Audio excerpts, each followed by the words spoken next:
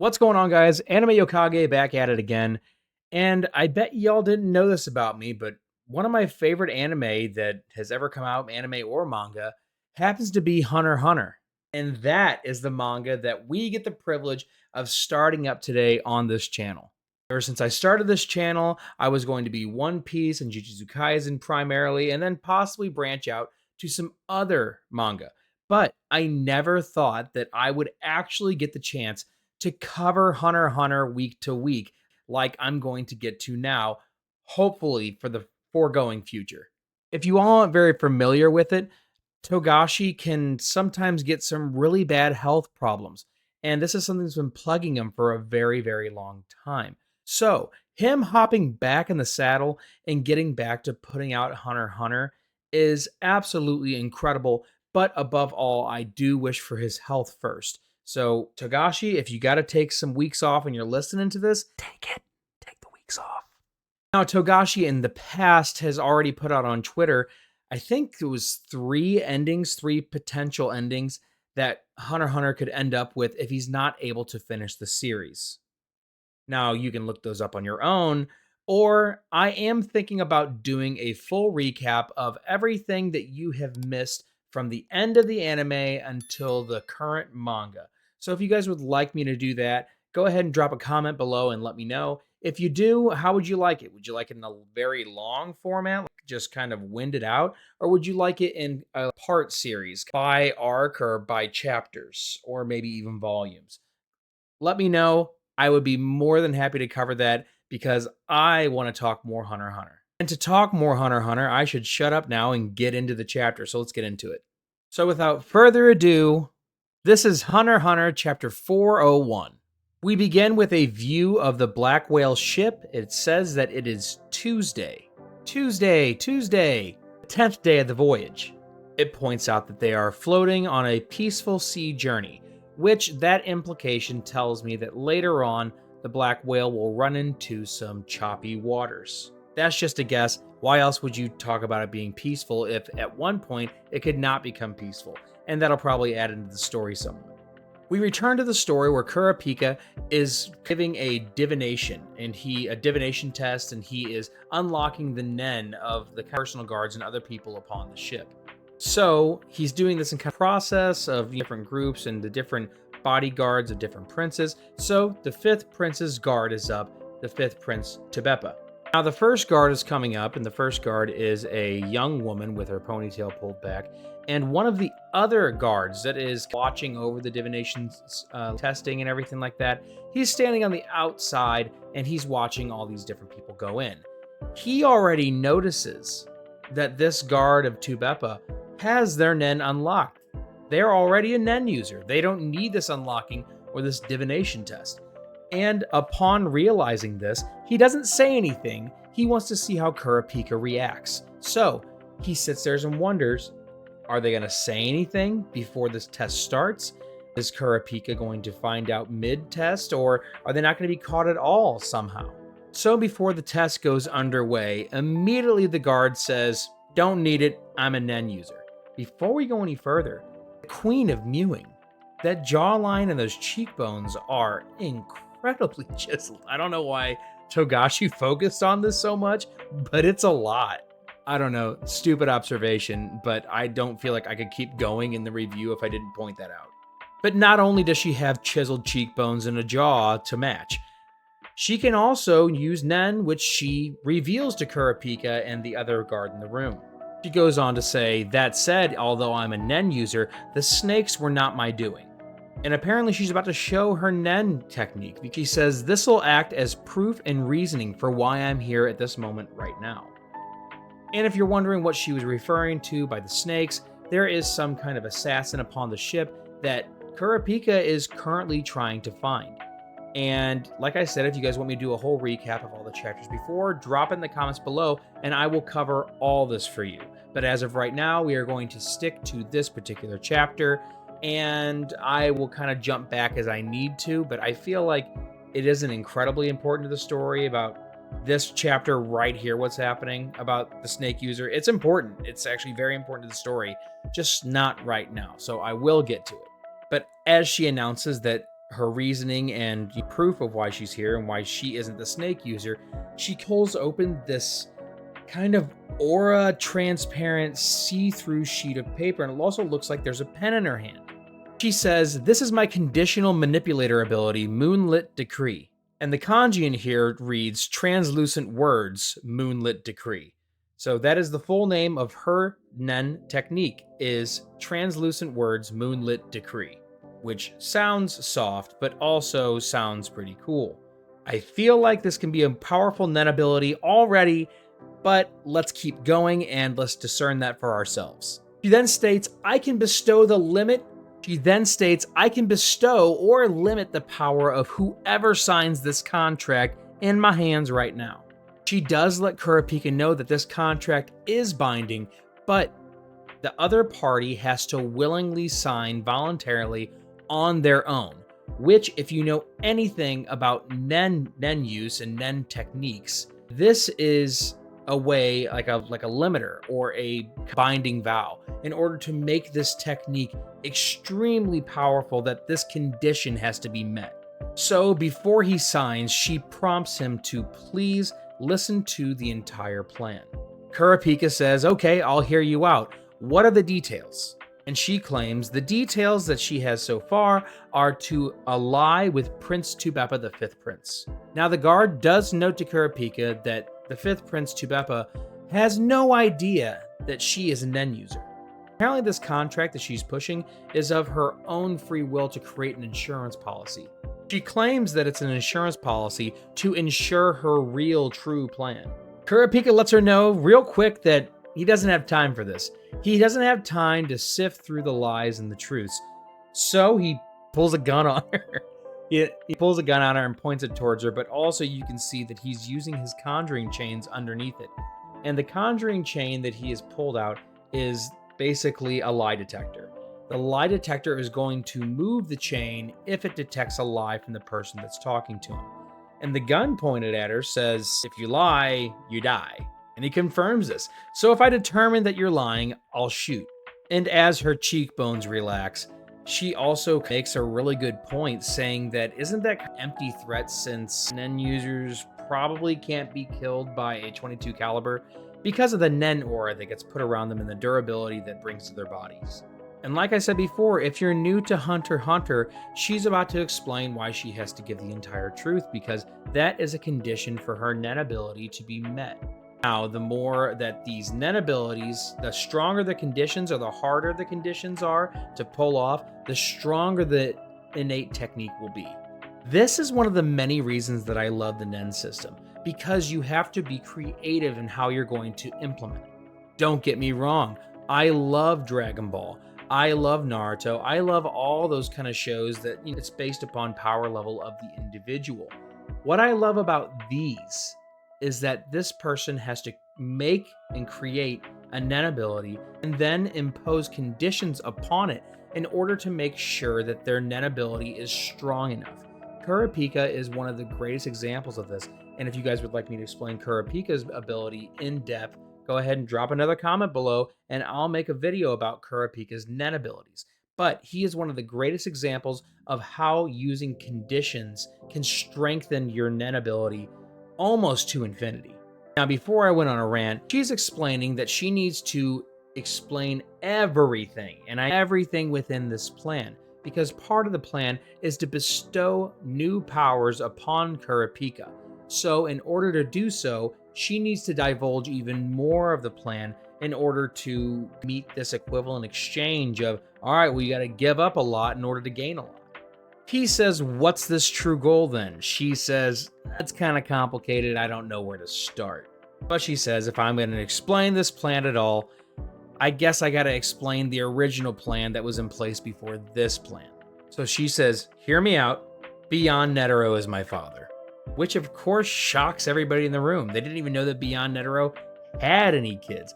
They didn't know that Isaac Netero had any grandkids. So this is pretty big news. Actually, I'm not kidding. It's huge news. Of course, Kurapika is intrigued by this, so he says, "Go on." She goes on to tell Kurapika that she's not the only one. There are many others that exist like her. And it's because Beyond facilitated these marriages between these women and these high-ranking Kakian officials that could potentially come into power. And he did this very strategically with every single one that he kind of facilitated. And with each one of these facilitated marriages, when a child was born, it was immediately sent off to the military school where it would get a great education, learn how to become a guard, be a backup plan for Beyond Netero later on in their days. Simple stuff. Now, each one of these people didn't know that Beyond was their father. They had an adoptive father in place every single time. And Beyond had no way of knowing which prince was going to take over the royal family or was going to become the next king. So he needed to make a lot of babies for a lot of insurance policies. She says she kind of noticed that something was up whenever she got none of the traits physically or nen-wise from her adoptive father. So obviously, this adoptive father couldn't be her real father. And since she is born with such a high potential for her nen, most nen users are way more perceptive than regular humans like you and I.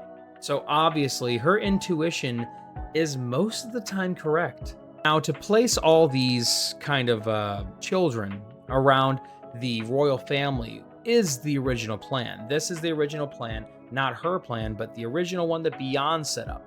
And this is what Kurapika has to know to understand her plan that she's putting in place. In the next couple panels down, we see that the adoptive parents knew about this plan all along. They knew about the plan, but they didn't know about any other siblings or the true extent of the plan. They just knew that these children were meant to go into the military and become insurance policies for Beyond Netero. Now, she goes on to keep explaining her life as she moved through military school and what her other siblings must have gone through.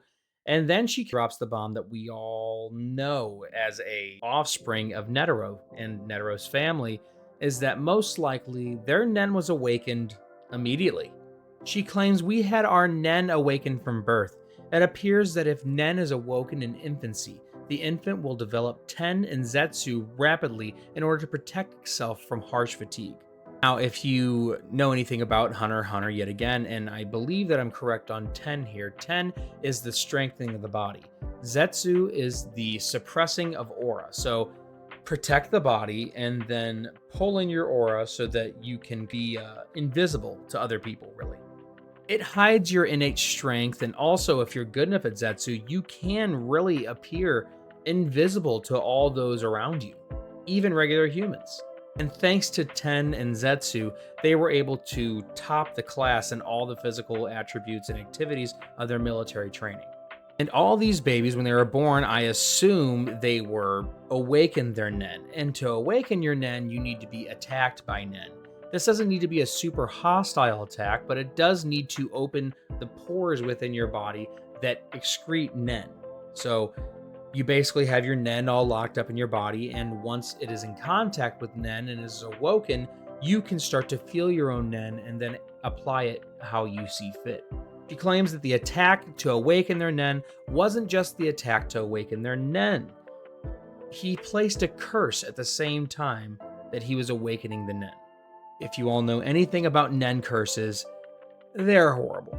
Nen curses can go anywhere from putting you in forced state of Zetsu, which means that you can't kind of use or push out your nen, or you can't apply it to anything, all the way to just cursing to death. She says that her sister was the first one to catch on to this nen curse that they all had on their bodies, and once the first seed urn ceremony was held, they understood what their purpose was, and also that each one of these siblings had a nen marking on them that would show them that they had a seal that held the curse and was going to affect them in some way or another. Apparently, the conditions for this are death in order to inflict death, from what we understand. So in order to prove this to Kurapika, daughter of Beyond Netero says, please activate your Gyo and look to make sure that you can see the seal that I'm speaking of. And just like Ten and Zetsu, Gyo is another way to apply your nen. It is applied directly to the eyes in order for you to see nen constructs or nen abilities or anything that revolves around nen more clearly. It's basically like putting on sunglasses that allow you to see the world around you. If you watched JJK and you saw that Maki in the very beginning needed these special glasses in order to see curses, this is pretty much the same thing, but it's innately an ability of everyone to apply Gyo to their eyes. They don't need any kind of tool or any kind of glasses or anything like that.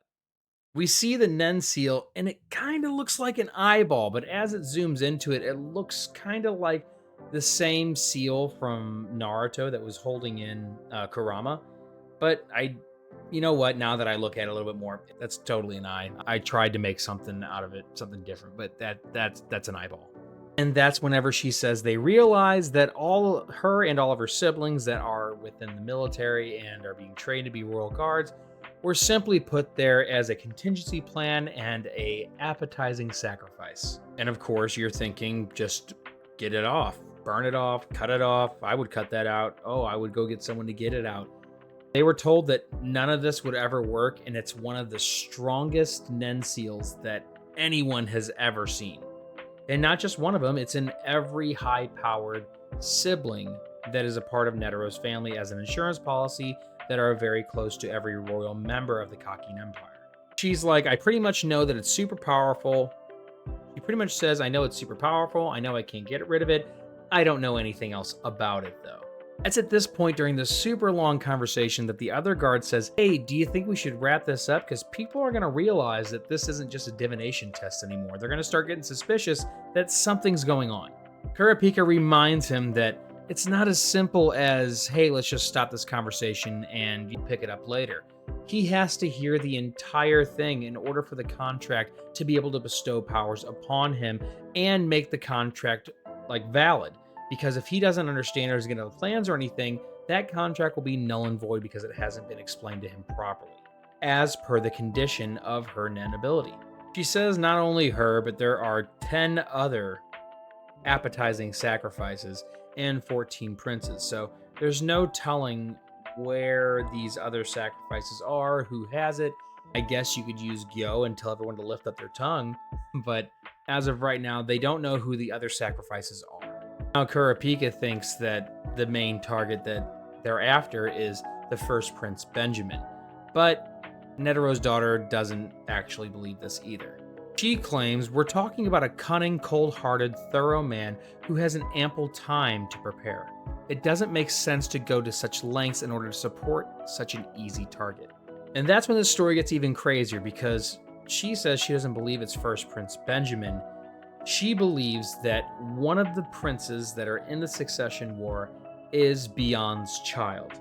So not only does Beyond have all the guards being his children or appetizing sacrifices, he also potentially has one of the actual Kakin princes in the succession war to be his child.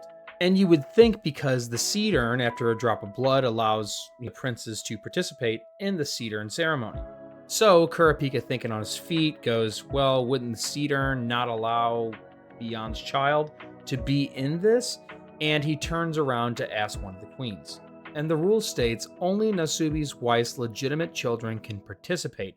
I suppose that could include children not actually fathered by the king, but surely not. That couldn't be it. As you can all see, as well as I can see, there's a loophole in those rules. So it is a mother of, as long as the mother is one of the queens that would birth one of the princes, it's not actually like one of his wives. It's not actually specific that he has to be the biological father. And that's when the worry comes in, because they hear a knocking at the door. And some of the other guards say, Kurapika, is everything all right? You've been in there for so long.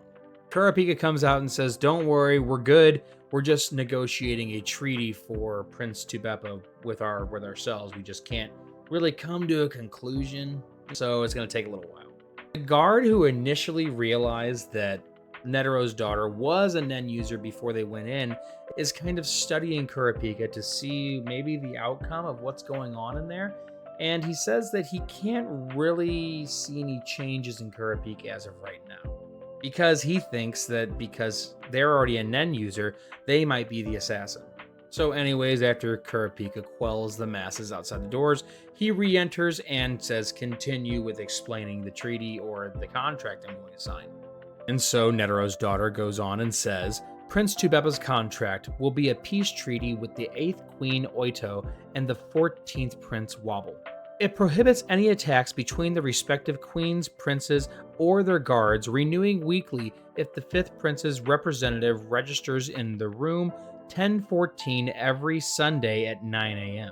If your party infringes the rules, then my ability will activate, enacting the penalty, a week-long forced state of Zetsu. Now, I said what curses could be before, and I mentioned that one of those could be forced Zetsu. Now, forced Zetsu doesn't sound crazy because it just kicks away your aura, it takes away your ability to use your Nen, anything like that. But to a Nen user, and especially on a ship full of other incredibly powerful Nen users that if they found out you couldn't defend yourself, could kill you very quickly, this is almost a death sentence immediately. So we were right in the beginning. This is a pretty powerful Nen ability because of the conditions that have to be met in order to enact it. And Kurapika is just trying to cover his bases right here, saying, would healing-based Nen abilities be considered an attack? Because it is a use of Nen on another party. And she assures him, if that were the case, even her translucent words would fall under that category and would not work. As long as you don't do anything that directly causes harm to another party within the contract, you're all good. She even adds a little bit more to the contract. She says, I'll also add, if you find Beyond's child before the elimination of Prince Tubepa or the competitors are reduced to 2 as additional amendments to the contract. Sorry, I thought I still had Hunter x Hunter fights going on in the background. My bad. I gotta be strong, YouTube. I gotta be strong.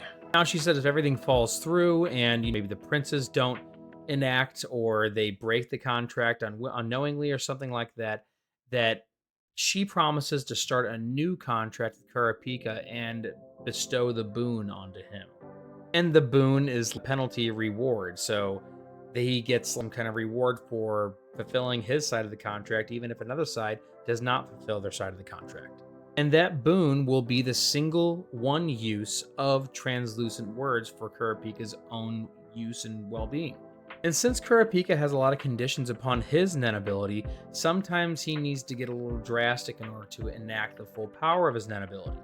So he sees the benefit in this, being able to impose Force Zetsu upon someone and not really chance using his full capabilities as a Nen user. Also, during this entire explanation, Kurapika points out that the chain hasn't moved at all, indicating that everything that he is hearing is indeed the truth.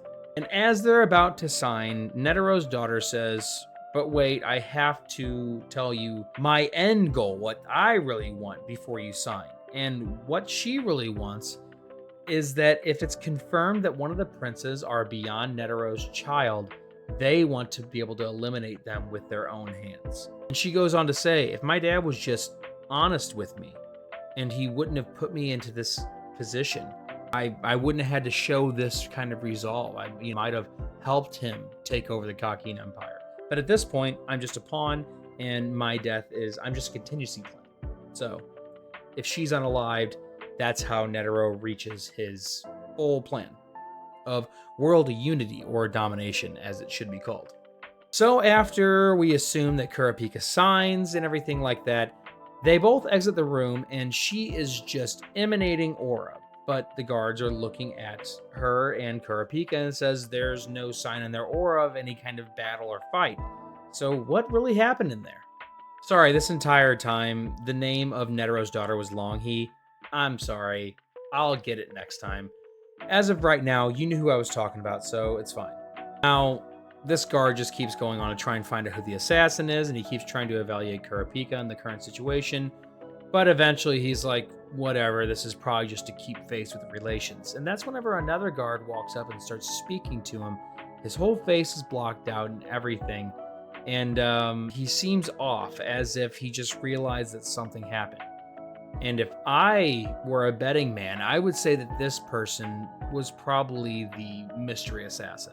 Because why bring so much attention to this person, and after they had been in it for so long, he's probably suspicious that they were trying to figure him out, even though that wasn't the whole point of that entire meeting. They don't know that, and it can be rightly assumed so. Probably not going to guess that they were in there talking about her being beyond Netero's daughter and the insurance policy for all the princes and everything like that. So my guess is blank face here. And that's when we get to see Beyond Netero for the first time in a long time. He has his hair undone. He's sitting in a cell. He's locked away as a free trip to the Dark Continent, but under their rules. He's chained up. He's reading books and everything like that. And he asked the guard, one of the Zodiac members actually, could he get any books? And he says, well, go ahead and write one or something, because I'm not giving you any more books. He says, good idea. Got any pen and paper? He says, if you want to do that, you got beard in your blood. Go ahead and write it with that. I can't give you any pen or paper due to safety reasons. And Beyond says, safety reasons? You already gave me a book. I could have completely bashed your skull with this already. We still don't know the true strength of Beyond. So since Beyond isn't going to get the book or the pen and paper or anything like that, kind of has a last request before they stop this conversation, and he says there's somebody that he wants to speak to. And he wants the Zodiac member to bring them there to go ahead and speak with Beyond Netero. Next week, we'll find out who this is. But as for right now, I am so excited to be reading Hunter x Hunter weekly. I really hope that it keeps up, even though I'm going to have high hopes but low expectations on this because of Togashi's health in the past. I'm thankful for whatever we get, but at the same time, I can't expect everything from Togashi. And also, I don't want him to push himself to death on this, because if he pushes himself into such bad health, we will never get the ending of Hunter x Hunter that fits us all. So, without further ado, and I'll see you next week, I'm Anime Okage. See you later.